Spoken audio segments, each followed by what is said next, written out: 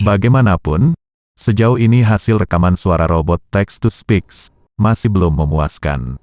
Apalagi jika telinga kita tergolong cerewet. Tetap ada yang terdengar kurang.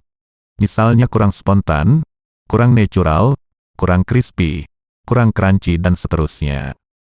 Apalagi jika itu kita lakukan tanpa mengubah setelan defaultnya. Karena itu kita perlu jeli dalam memilih jenis setelan atau pengaturan vokalnya.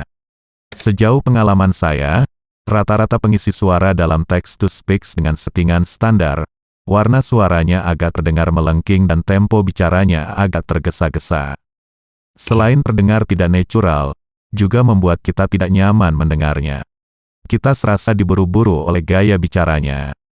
Karena itu solusinya, turunkan pitch atau nada suaranya. Dan sekaligus kecepatan bicaranya. Seberapa jauh kita harus menurunkannya, tidak sama dan tak ada standar bakunya pada setiap jenis pengisi suaranya. Ini membutuhkan kepekaan telinga kita untuk menemukan titiknya yang paling pas. Yang jelas, semakin tipis dan melengking sebuah warna suara, biasanya efeknya akan terdengar semakin cempreng dan kanak-kanak. Tapi semakin tebal dan ngebas, akan terdengar empuk dan harismatik. Kemudian semakin terburu-buru tempo bicara, tanpa beat, tanpa jeda, maka akan semakin terdengar ngerocos.